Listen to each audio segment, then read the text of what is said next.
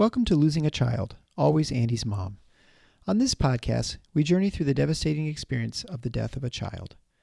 Grief is seldom discussed openly in our culture, and the death of a child makes people feel even more uncomfortable. We approach the topic openly and honestly, speaking to people who have lost loved ones and experts who help care for them. Whether you are a parent experiencing loss or someone who wants to support another going through this tragedy, this podcast strives to offer hope and help.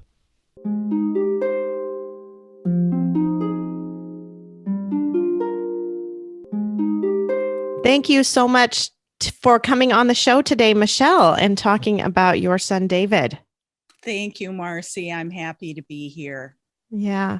We were just chatting a little bit before we started recording that for Michele, it has been 21 years since the death of David, and she has spent so much of her life now focusing on siblings and how to support and raise your remaining children after going through this, that she said it was different for her to put herself back 21 years, just to even live in that space again for a minute was just different and a little more challenging than you thought it would be.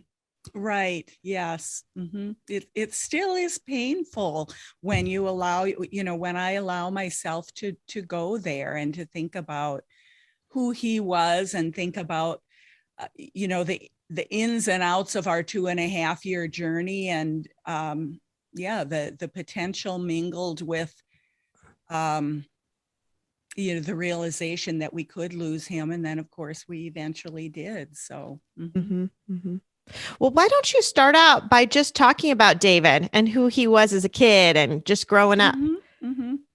Well, he was, first of all, when I became pregnant, I always wanted a daughter. I didn't have really the best relationship with my own mother. And so I just always wanted a daughter to have a good mother-daughter relationship.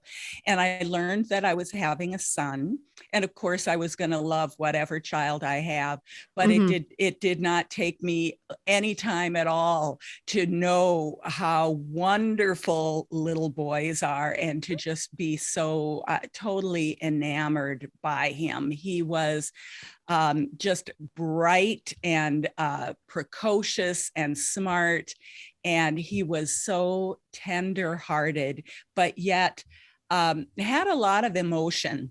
I described him as exuberant. We can think of children in their 2s and 3s and all the things they do at that age as being kind of challenging. And so I framed him as exuberant, and that was the way I saw him. Just with in the pictures I have of him now are, jumping around the living room, playing a guitar to something Tarzan. At the time, it was Tarzan, the Tarzan soundtrack, and so I think of the energy that he had. I also think of what a wonderful, loving, tender-hearted friend and big brother he was. His sister was 3 years younger than he, and he was just such a caring. They were just very close. They loved each other, and he was just a wonderful big brother and very good to her. When he got his cancer, he became irritable at times because of his cancer, and that that was a tough journey for him in so many ways. But their relationship was just one of a lot of tenderness, and he was just a very good mentor to her. And he was my sunshine. Oh, yeah.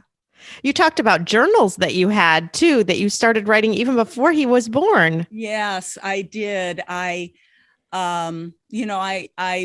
I really wanted to be a mom. I didn't become a mom until my mid-30s. I married later, had children later. And by the time I was going to have him, I was just, very excited about it. I started writing journals to him as soon as I learned that he was coming. And I called him Little Peanut and, wrote journals even after he died at the age of not 2 months short of his 7th birthday. He died of cancer, and I continued to write, to him after that, wrote to his sister as well. And so I do have a lot of history of him and who he was and who his sister was and is. And yeah. That's just so beautiful. Mm-hmm. Why don't you talk a little bit about that cancer journey that you had and kind of how that started and went through? Yeah. His journey started in December of 1997. Mm-hmm. Is that right? He was outside playing in the winter in Minnesota. And I was watching him and his friend from the living room window. And I noticed that he kind of kept sticking his hands in the front of his pants.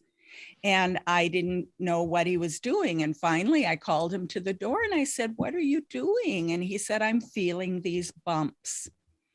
And he had about 3 lymph nodes kind of poking through his lean little pelvis area. Mm-hmm. And so we took him to the doctor and she thought he had an infection. She treated him for that. It didn't make them go away. And his dad actually was the one who kind of examined him as only a dad would, and found that between his legs in his perineal area, it was as hard as a rock. Wow. And he actually had a mass the size of a grapefruit between his legs in his perineal area. Oh, and it was his cancer. And we learned, after that, his preschool teacher said he had gotten more fidgety when he had to sit on the floor. And, she had just noticed some of these things. Well, he'd been sitting on this, and it didn't protrude out of him. It was inside, where we couldn't see it. And so that started his journey with rhabdomyosarcoma. Mm-hmm. And we did chemo for a year, and it actually retreated very quickly after being, when we started the chemo, the tumor actually went away very quickly. The plan was to shrink it a bit and then surgically remove it. And it responded so well to the chemo that it actually went away. So when they had to go in and do the surgery, they weren't they weren't really sure.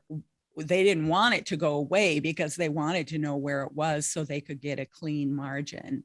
And they felt that they had. We were very confident about the surgeon. He was the best, and he felt like he'd gotten the clean margin. And so then we just continued the course of chemo for a whole year, and then waited 4 months after his chemo ended to do an MRI and a CAT scan and check him out really thoroughly. And everything was completely clear. And we took out his portacath. And I knew at the time that I would, we knew it could come back. We knew the nature of cancer.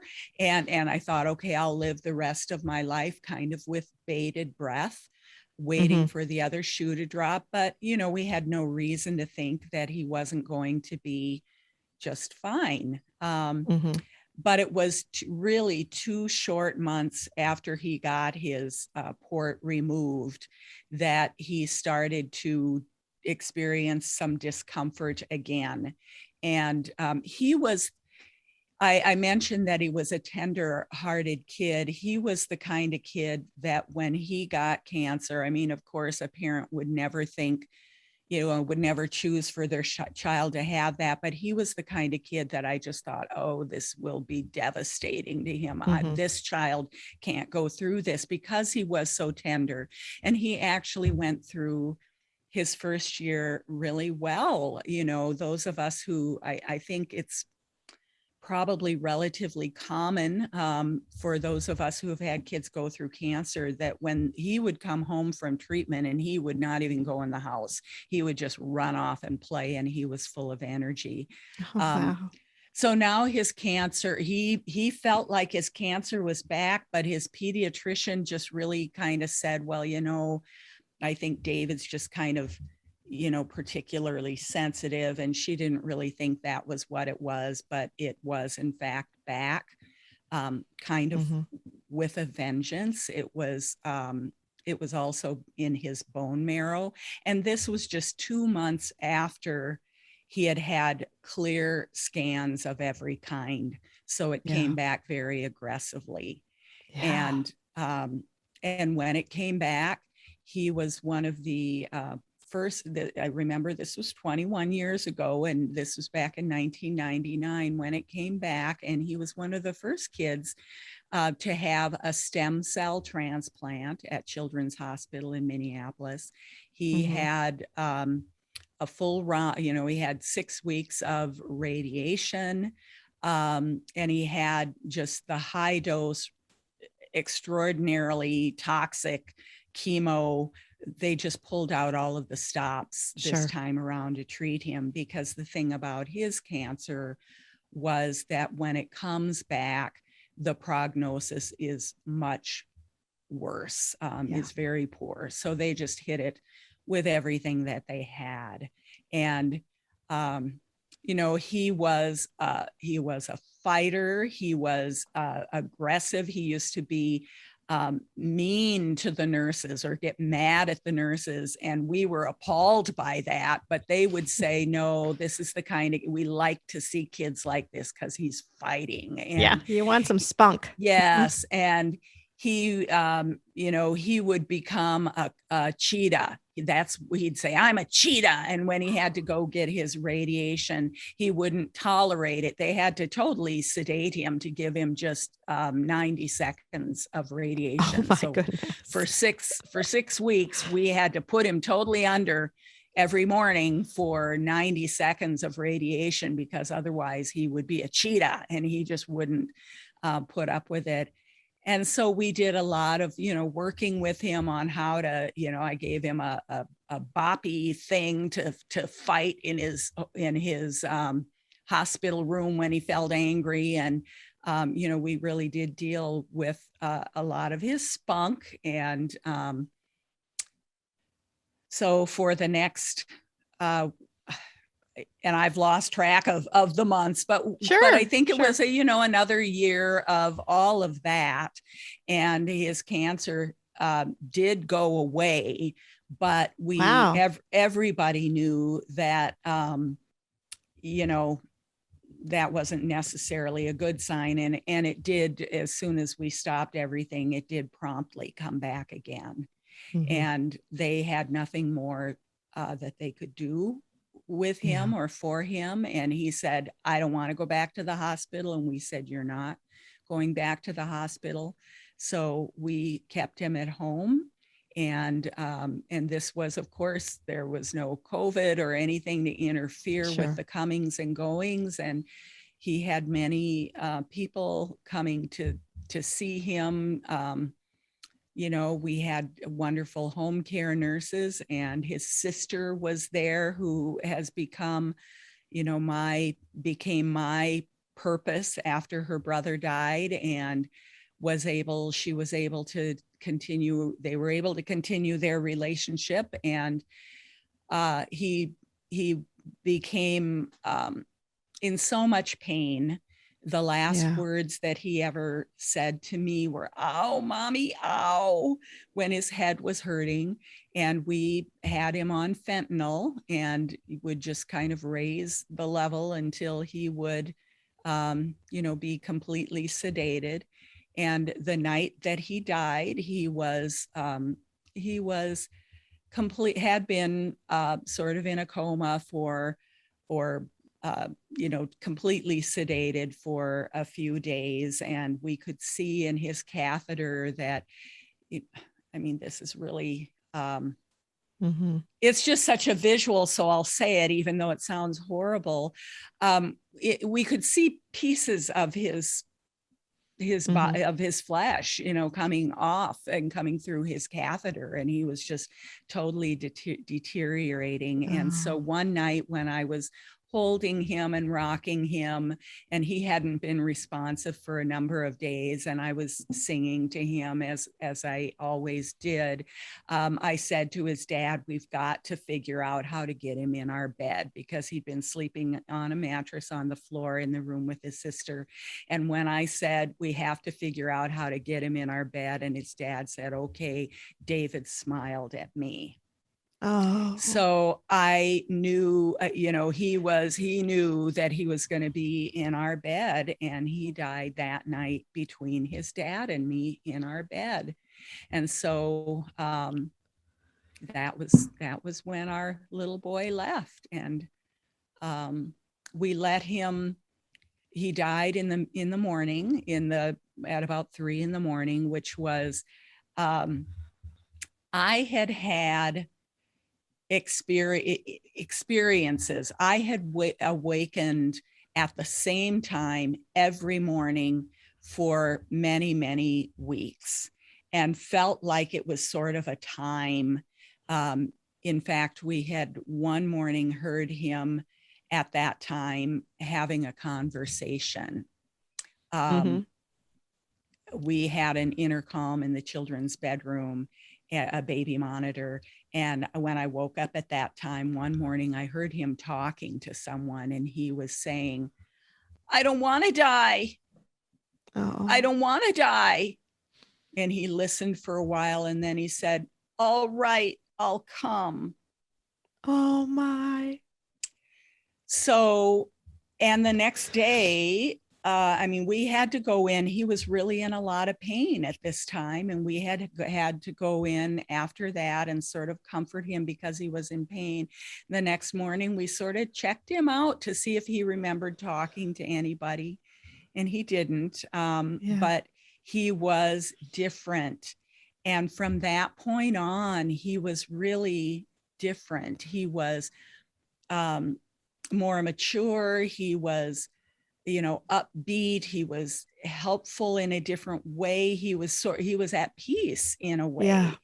And I just really feel that he was visited when he had to go into the surgery to get his portacath put back in after he'd had it removed. And this was after this incident where we had heard this conversation, which was actually just a couple days after we had learned his cancer was back. The chaplain said to him when he was going into surgery, David, are you afraid? And he said, no, I'm not afraid. I have Jesus in my heart, and Jesus loves me even more than mommy and daddy do. And his dad and I kind of looked at each other because we hadn't told David this. Yeah. And when I was in the hospital with him that night, he wanted to say his own prayer, which he hadn't done before. And he just prayed to Jesus, and it was really a wonderful prayer. So I just really know that he was visited by someone. And it was at that same similar time of the morning that he died in our bed. And then we waited until his sister got up. We didn't do anything with him or take his port out or anything, and waited until she got up to see him. And she was mad. She said, God should have let David grow up before he took him to heaven. And she folded her little arms and looked at her brother, and we let her help us kind of remove some of his tubing and things that were stuck to him, and then called the funeral home to come and get him, and and sent our little boy away from our home. So yeah. Yeah. Just so hard. Well, it really is. It really is so hard. And the hardest thing for me, as you know, or don't necessarily know, my purpose became his little sister, because the other Yeah. part of the story is that they were very, very close, and she adored him, he adored her. They were very close. She was 15 months old when he was diagnosed with cancer. And the first night that he was in the hospital, his dad was with him, and she was home with me. And she wandered around the house. She was 15 months old, and she wandered upstairs and downstairs, just wailing. She was making an inhuman sound, and I was alarmed. I had never heard a human being make a sound like this. And I would go to her and try to comfort her, and she'd push me away and throw herself on the floor. She was just feeling with every cell of her little body that her world had turned totally upside down and something was terribly wrong. Uh-huh. And so we decided at that point that there were four of us in this family, and she was going to be with us on this journey. We didn't want this for her. We didn't want her to be exposed to this, but we weren't going to do what so many other families did, which, I'm not judging them or anything, but we just knew that if three of us were going to be in the hospital, four of us were going to be in the hospital. We weren't going to send her to a neighbor. We lived in a cul-de-sac. We were a very close neighborhood. There were plenty of people who would have kept her. We didn't have them do that very often at all. We usually took her with us, and she was able to spend those 2.5 years of his journey developing this loving relationship with her brother. Of course, we were in a children's hospital. So, and this was 21 years ago, pre-COVID. Hospitals, even children's hospitals, have changed a lot now. But she was able to be with him in his room. She was able to, we thought, this is your life. This is your brother's life. This is your life.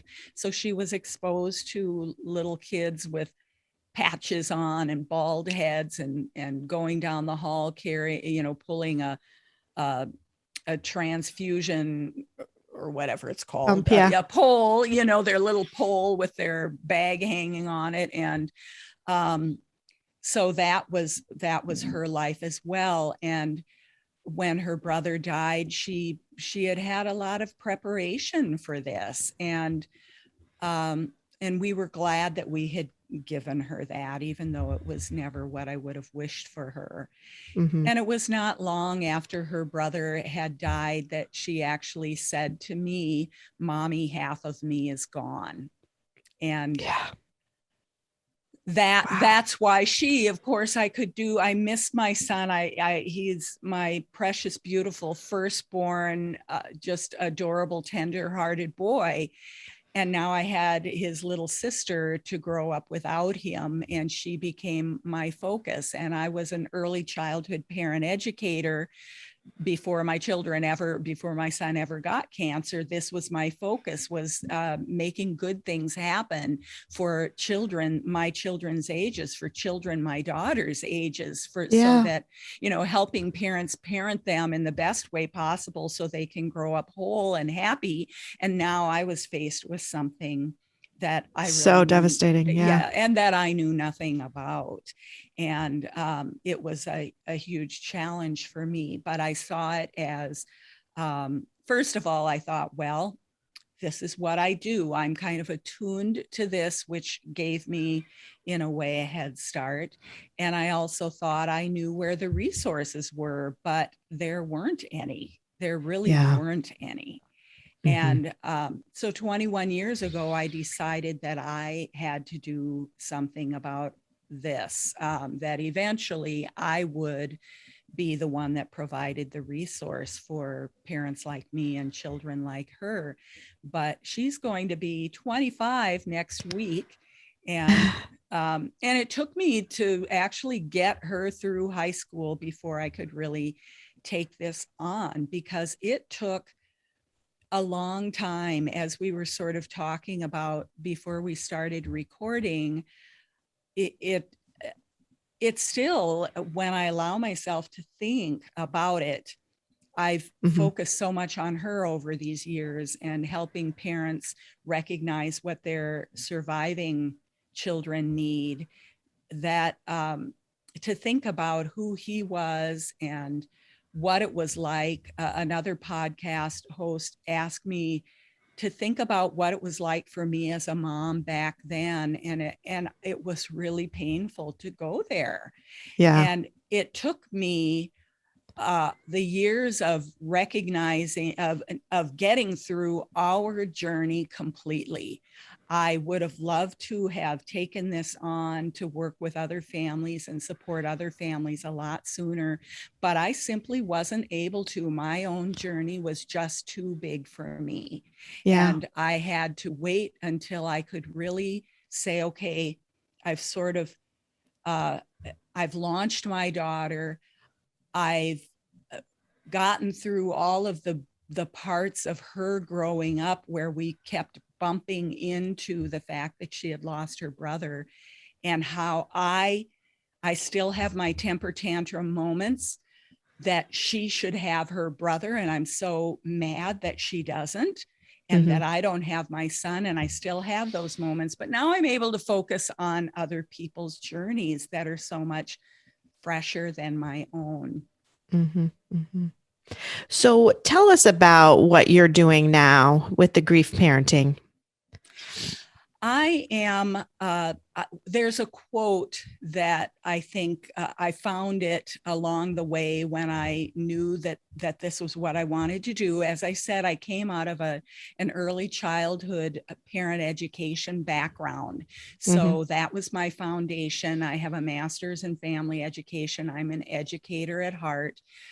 When I knew I wanted to do this, I also got my certification from the Grief Recovery Institute that has a program on helping children through grief. So, but my focus was going to be on the parenting piece, because when my daughter at 3.5 said to me, "Mommy, half of me is gone," all I could think about was her whole life is ahead of her.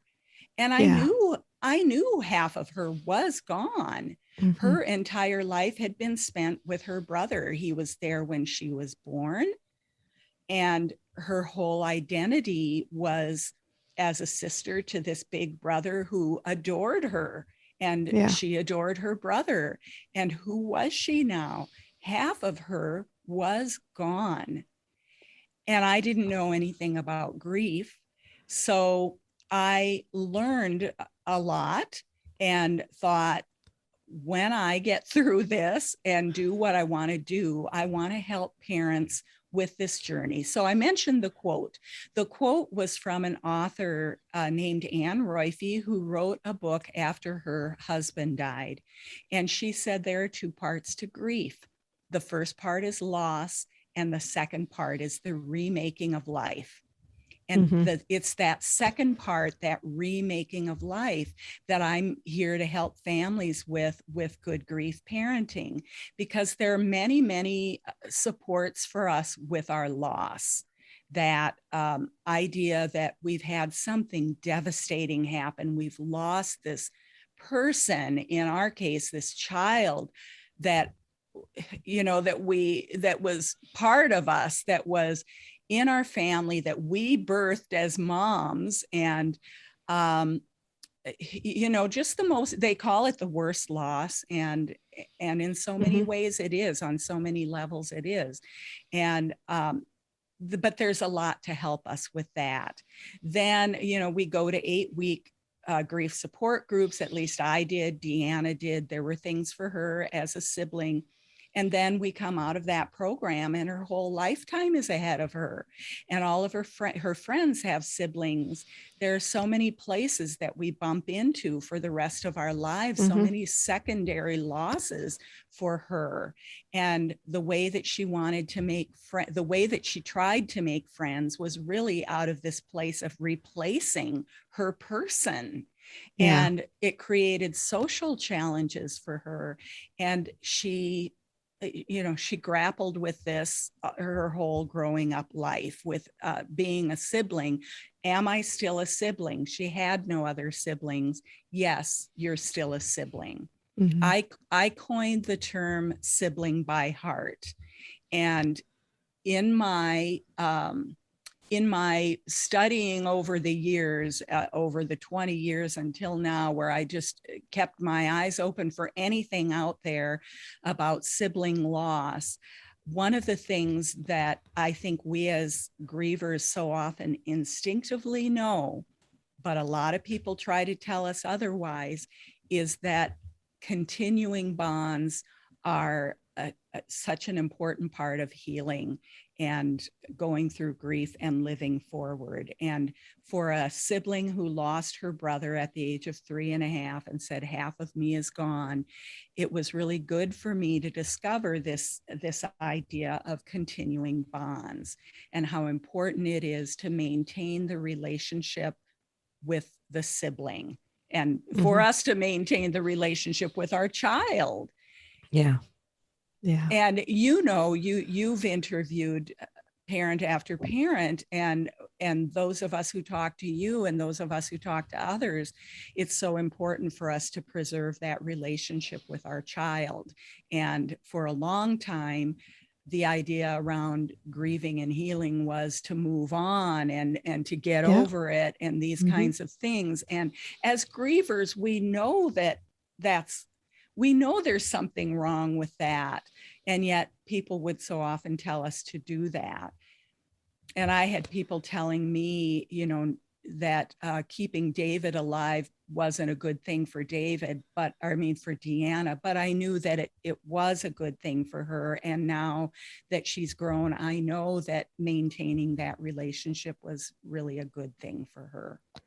Yeah. And I think, with siblings, especially, really, people do not want to talk about it to them. I mean, they do not want to mention it at all. I feel like it's taboo to mention it even to parents but at least every once in a while they feel like it's maybe okay, but it's like never okay to talk to someone about their dead brother. I mean, it's just exactly. I just feel so awful for my kids because it's just like, it just stops the conversation. My daughter just went off to college and she's like, it's just so hard. You just feel like they always ask you what, how many siblings you have, always. And you can't, you either lie and you don't mention him, or if you do, it's just like, okay, now it's just awkward for everyone and no one knows what to say. And so it puts them in such a horrible spot in general, It does. And that's just the tip of the iceberg, for them, is having to deal with that question. And when people become aware that they had a brother, had a sibling, there are just so many other ways and places where the absence of that sibling is just, it's just completely irreconcilable. Well, and I think about your daughter, and she lost that innocence that kids have, that their life is just safe, that their life is safe and bad things don't happen and you only die when you're old, or in a fairy tale, then you can die and just come back to life and have it be all fine and dandy again. So she just lost that innocence so young too. That's such a challenge, I think, when now you have to live like that, when you live knowing that the horrible can happen, and it just makes you so much different than everyone else. Right? It does. It's very alienating. And the other piece of it, which is why I do what I do, is because parents, especially with the really young, with your children, of course, they're going to voice their feelings. You're going to have conversations. With a 3.5-year-old, had she not said to me, "Mommy, half of me is gone," I would have been left wondering at the depth of her experience. I would have remembered that little 15-month-old that felt it with every cell of her body. Those are two experiences that most parents who have young bereaved children never have. To see that grief just oozing out of her and coming out as this inhuman wail that she was making. I had an insight through her that really reinforced what I already knew because of my early childhood background, that these kids are experiencing it and adults don't see it because of the way kids grieve differently, and especially very young children who usually don't have the vocabulary to say half of me is gone. Right. And so then parents don't want to talk to them about it because they don't want to upset them or bother them or bring something heavy into them. But the truth is, as we realized with Deanna, like it or not, this was her life. Right. And so avoiding it did her no services at all. Keeping her away from the hospital only meant that she didn't know what was going on, and that she didn't have as much time with her brother to develop that just priceless, precious relationship. And so we just thought, she has this whether we want it or not. So I want to help parents recognize, how do you do it then when your family has this grief? Ignoring it, downplaying it, not talking to your child about it feels like the right thing to do, but it really doesn't do your child any service at all. Yeah. And so, I had an experience. Oh, it's been close to 2 years ago. Somebody told me that they had, they had lost their daughter. This was in a support group that I was in. And it was 6 months later, and they brought the 3-year-old, 3.5, I think, to the pediatrician, I think just for a checkup or something, but mentioned that she just wasn't sleeping. And the mom said, "I think it's still because of the death of her sister." And her pediatrician said, "Oh, I thought she'd be over that by now." Oh, and that's her pediatrician. Yes. And it just broke my heart. It broke my heart.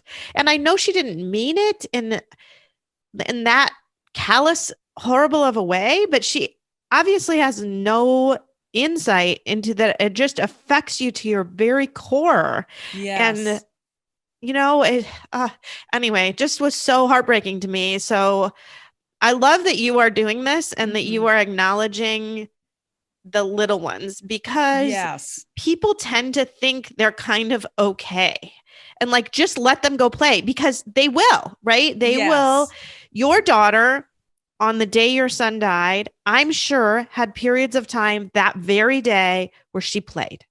Yes, absolutely. Because children play, and that is their work, and that is what they do. They play. That does not mean that her world wasn't turned upside down and she wasn't devastated and she didn't feel, she said to you, half of me is missing.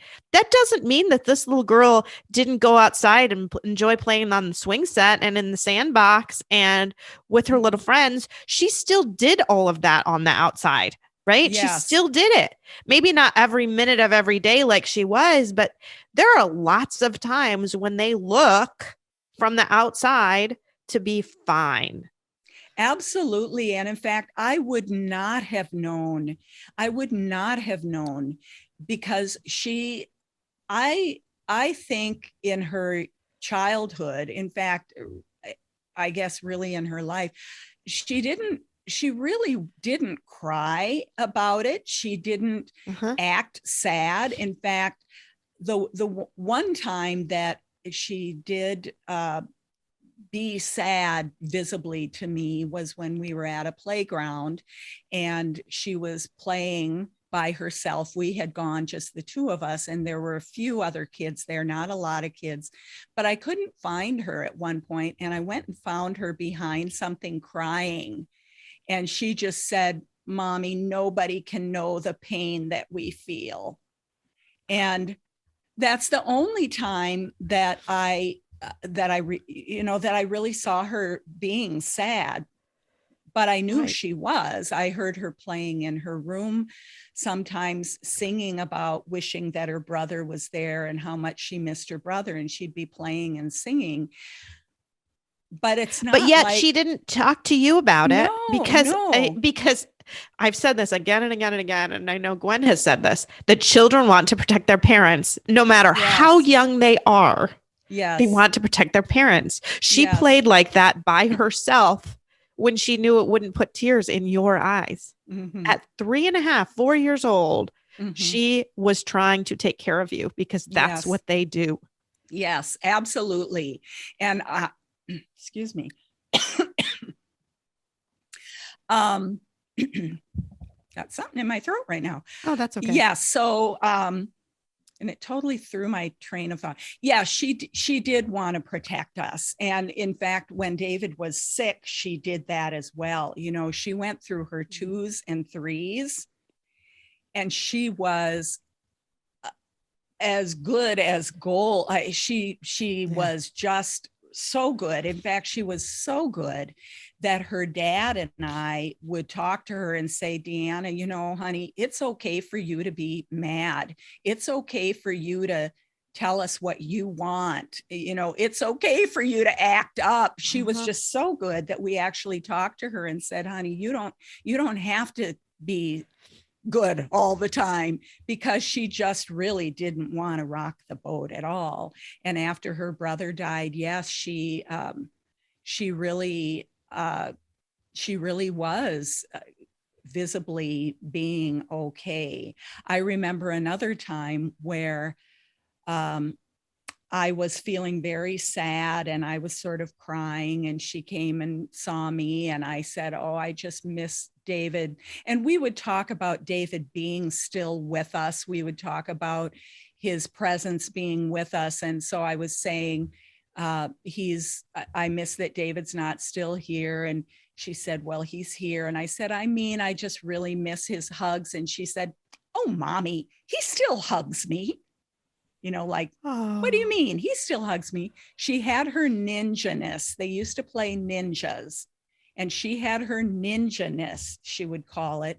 And she could see him and play with him with her ninja-ness.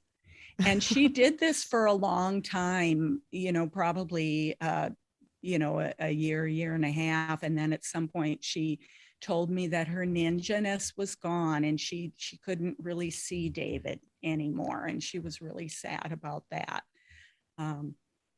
But yeah, she was she wouldn't have shown me grief. And so I had to understand that it was there anyway. And one of the things I learned later as I continued to study this, because early on we had a wonderful program through children's hospitals. They had a wonderful bereavement program, and I learned a lot about grief there. And one of the things, of course, they told us was not to, as adults, not to hide our own feelings from our children, to, you know, let them know when we were sad, to acknowledge it, to say it, even with the really young children. So I did a good job of that with her. I was open with her.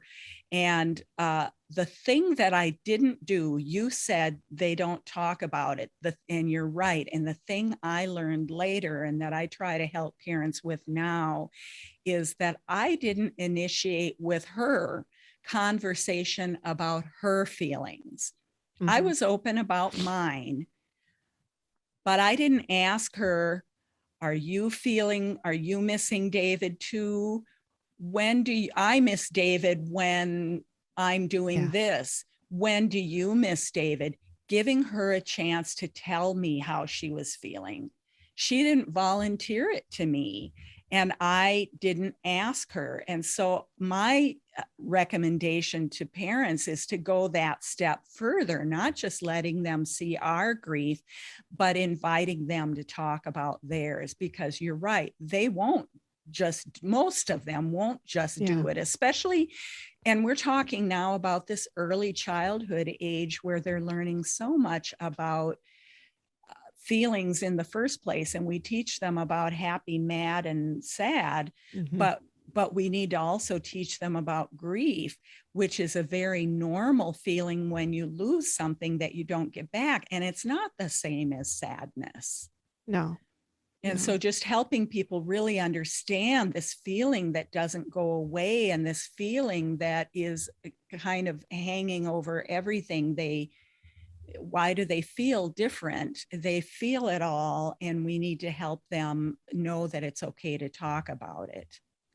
Yeah. And really, grief is, I just always think of this ball that we got, this picture. It was a picture of a ball with a tangled up mess of emotions, and it listed about, I don't know, at least 50 different emotions on there. And it said the tangled emotions of grief. And we're in the support group and we're supposed to color all the feelings that we were feeling.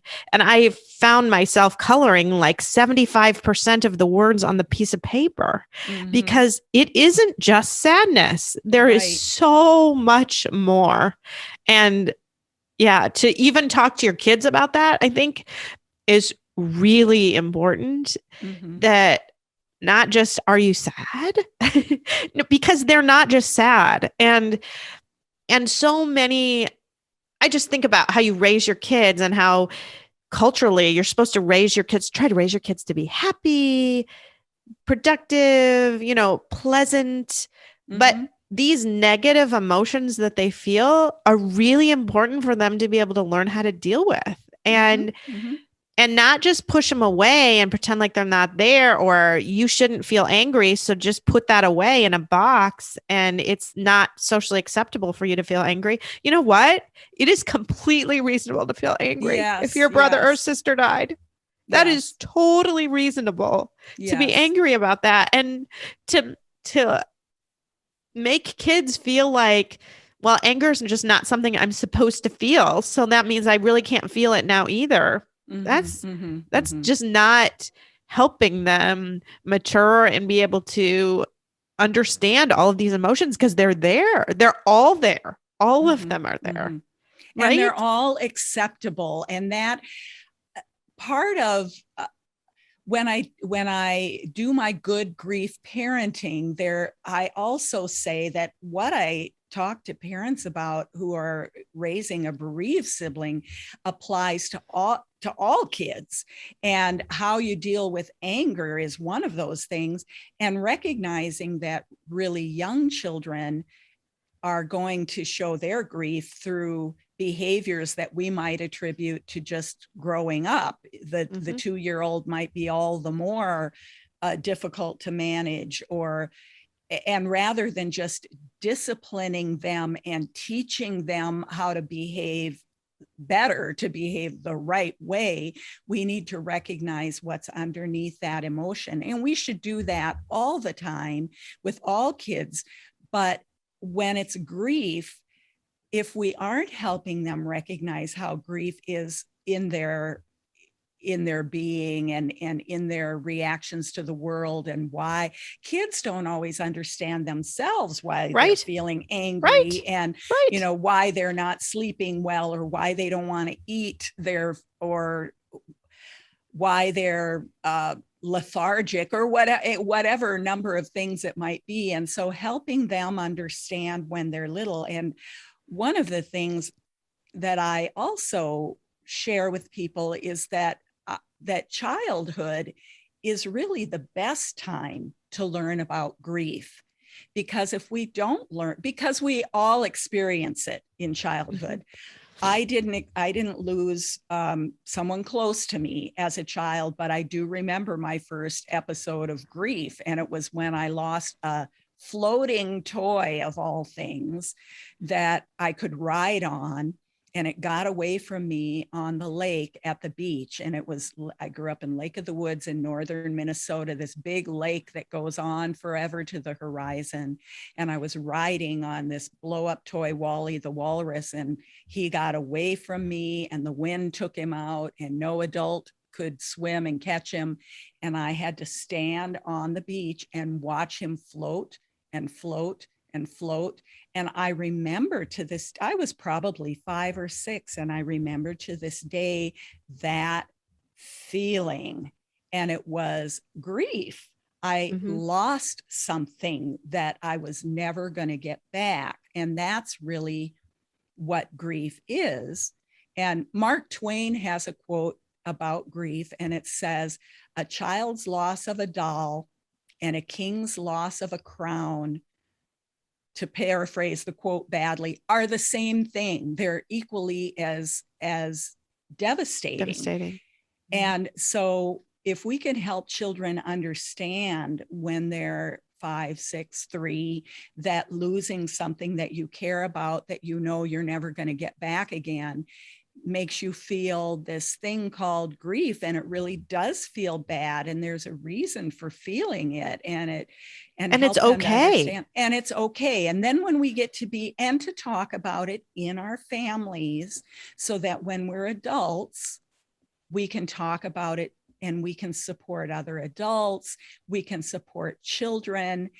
I tell Deanna now that being with her on her journey, I had to learn and help her learn so many things that I didn't learn when I was her age. And I said, "You're way ahead of me because you're learning this now. And I didn't learn it till I was 50, you know?" Yeah.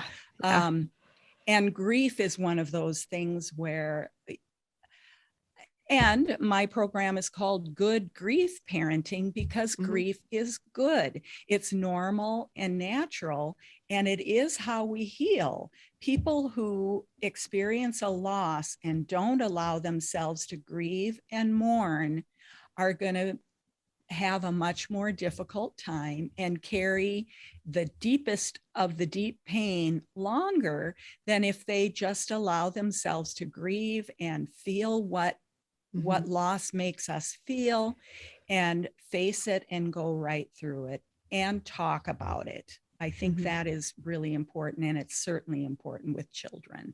Well, and I was thinking of one other example that Gwen and I have talked about, that Gwen knew a family who lost their son.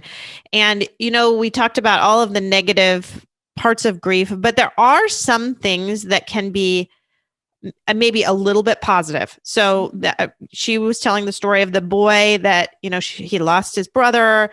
It was terrible. His brother had been sick for a long time. They'd spent a lot of time in the hospital. Obviously, he had not been in the hospital. He'd been home. And he had thought to himself, well, the one thing that will be at least kind of be a little better now, at least mom's going to start cooking again. Right? Like he's thinking all these million bad things, but at least I don't have to eat out every day anymore. And I can get mom's cooking. Well, mom, of course, was completely devastated, and not even a little bit of her wanted to cook for a family with one less person in it. So it ended up being this, you know, struggle that they had to work through. And eventually they had to talk about as a family, because that kid does not want to say to his mom, "Why don't you cook dinner?" Because he doesn't want to really say that to her, but he's feeling it. So then he's feeling it, and then he's getting kind of resentful, and he's not acting, you know, he's acting out maybe a little more as a teenager or whatever. But it just goes to show how that communication is so important, whether you're talking about your negative things, or you're talking about that one thing that I thought maybe was going to be a little bit better now that isn't.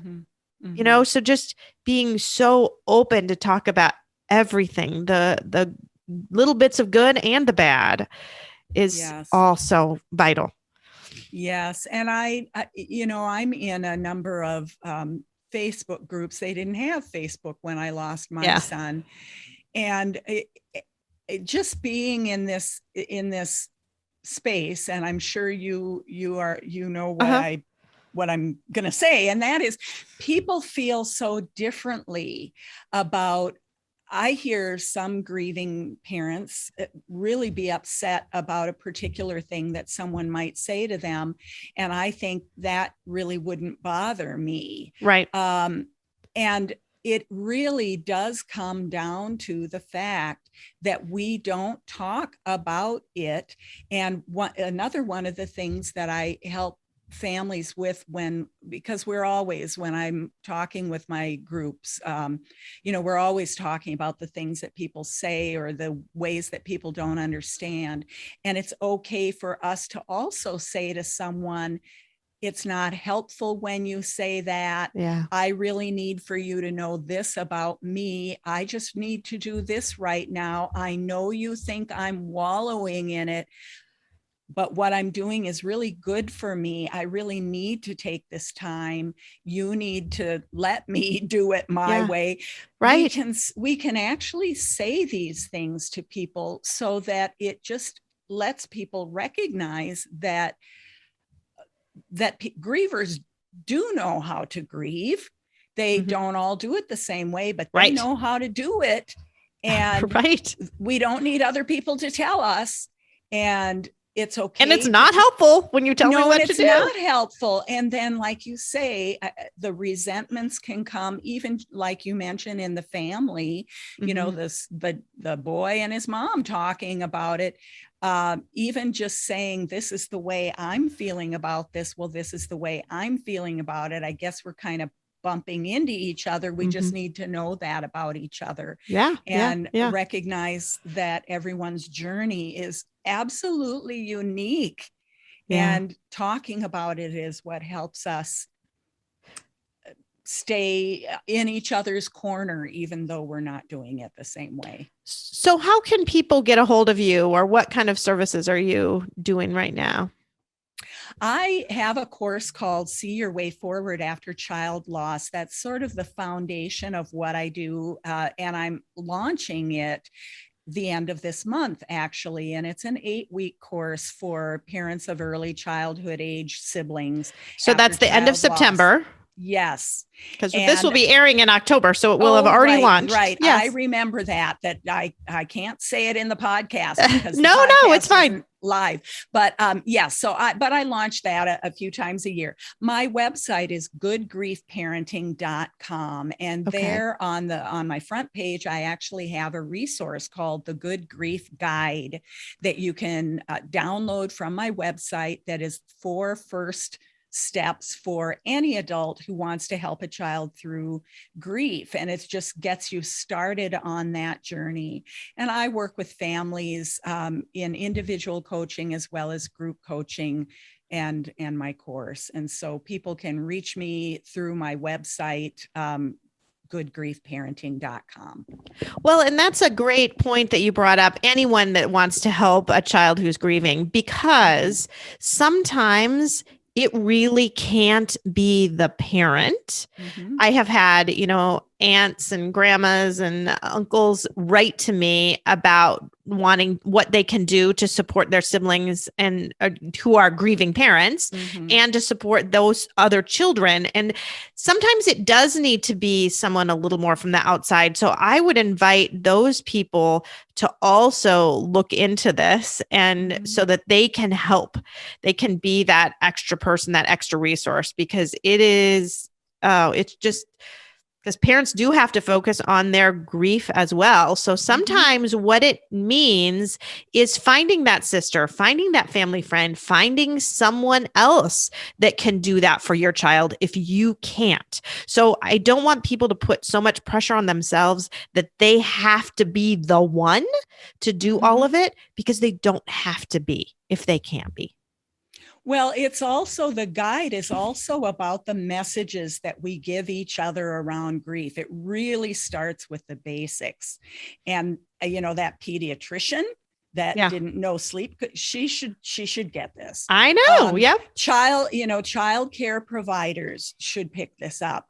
it just reframes not only how we think about grief, and because there are many things that we believe about grief and ways that we deal with grief that are just not helpful, not to any griever, and particularly not to a child. And I also include in this guide some really specific, I call them sound bites, about how to talk to a child in ways that are different than might first come to mind. Mhm. When we know a child's grieving, instead of distracting them and trying to get their mind off it, what do you say to them that invites them to tell you how they feel and makes you an open, safe person for them to talk to? So that's what I was just thinking, to just show you're a safe person to talk to. Right. Well, thank you so much for joining me today and sharing David with us and sharing good grief parenting with us. I just feel like there are so many valuable pieces of information you can give us. Thank you, Marcy. I appreciated having the opportunity to talk with you, and I love what you're doing. Thank you for giving voice to so many precious stories.